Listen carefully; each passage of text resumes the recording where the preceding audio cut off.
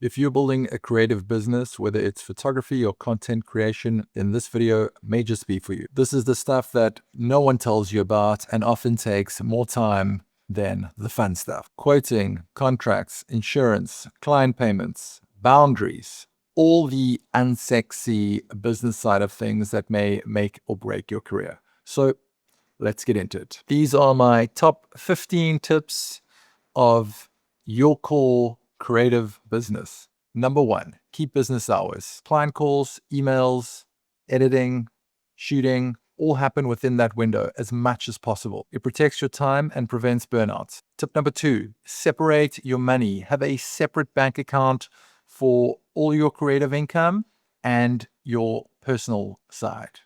That way you can pay yourself a salary, separate the business from the personal, and you can keep track of where your money is coming and going. It also simplifies your taxes and keeps your cash flow nice and clear. Tip number 3, quote and invoice like a pro. No more sending quotes on napkins or smoke signals. I'm joking. You don't have to use accounting software. I use QuickBooks and it's great. I can send invoices. I can check the clients have actually viewed the invoices. The same goes for quotes. They can accept the quote online, and it definitely streamlines my workflow. You can use something as simple as a template that you've created in Canva or downloaded somewhere else. It just creates that little bit of professionalism that's better than sending your quotes in email. Tip number 4, always take a deposit. Between 30 and 50% is the industry norm. If they're not willing to pay, they're not serious. I will say that I used to take 100% deposit for some of my headshot clients. Not always possible with businesses, but definitely individuals. It kind of eliminates the flakiness. Sometimes people wake up in the morning and they're like, it's raining outside. I don't feel like shooting today. It ensures commitment from both parties. And that way, when you're shooting, you are 100% committed to the shoot and not worrying about is this guy going to pay you or not? Tip number 5 is please get insurance. Get insurance for your gear and at the very least public liability. If something happens on your shoot, that's your fault. You need to be covered for that. I have friends that have had their entire kit stolen and they did not have insurance, and that is a very, very difficult lesson to learn. Tip number 6, register your business. Registering your business adds credibility and it shows your clients that you are operating on a professional level. Number 7, build a simple marketing system. That could be weekly posts, monthly newsletters, if that's what you're into, quarterly shoots to update your portfolio. Stay visible even when you're busy. The time to market is not when you're quiet. Invest in your branding. Branding is more than just the logo. It is how you show up across the platforms. Now that may change as you evolve, but that's okay. At least you have a framework for what branding is. Tip number 9, track your money at the very least monthly, but ideally weekly.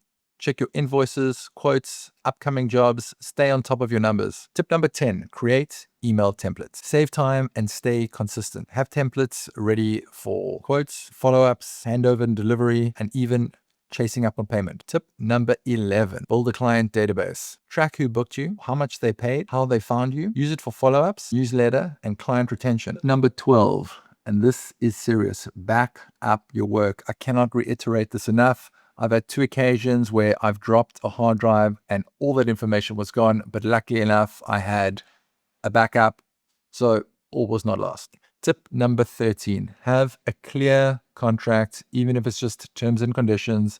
It needs to outline the payment terms, delivery times, cancellation policies, and the scope of work, obviously. Number 14, know when to say no. You can't take on every job just because you're chasing the money. Some clients are not going to be a good fit. They are going to be out of budget, or you will be out of their budget. And it's no good lowering your prices just to be able to get them as a client. I can promise you now, those clients are going to take up most of your time.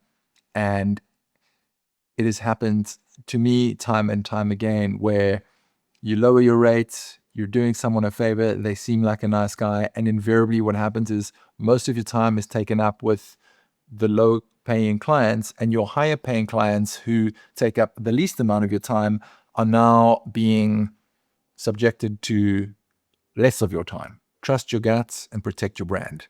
and your sanity. This brings me to number 15. Please clearly define the scope of your deliverables. Be super clear about exactly what the client is going to get from the number of images, the number of revisions, what is included, what is not included, what is going to be extra, and of course, the usages. Now, usage rights is a whole nother conversation, but at least be aware of what they are and where the images can be used. Put everything in writing to eliminate any ambiguity and to protect both parties.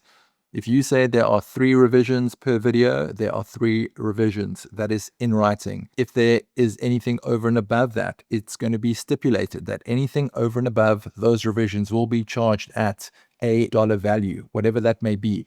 If you are saying you will get 20 images, not including the raw files can be negotiated. That's not to say you can't hand them over. The point is that everything needs to be stipulated and clear from the beginning. If you've gotten this far, well done. I've got 2 bonus tips for you, and here they are. Number 1, just because a client hasn't replied in a few days or a few weeks, it doesn't mean they're not interested. They may just have forgotten to get back to you. They are busy. It's no big deal. Just a simple, hey, how's it going? Just wanted to check if you've had a time to review the quotes, or something on the lines of, just wanted to check if my reply found its way to your inbox. Invariably reignites the conversation and can lead to bookings. The follow-up is free and it works. If you've been ghosted by a client after a proposal or a conversation, don't panic, it happens. This is a line that almost always works, that I've borrowed from Never Split the Difference by Chris Voss. I highly recommend reading it. Just a one-liner saying, have you given up on this project? It's short, it's direct, and it flips the pressure. You're not chasing. You're giving them an easy way to re-engage with you, reignite the conversation. That brings us to the end of this video. Please let me know in the comments which of these tips you're going to be implementing in the coming weeks, and subscribe if you want more real-world advice on building a sustainable creative career. I'll see you in the next video.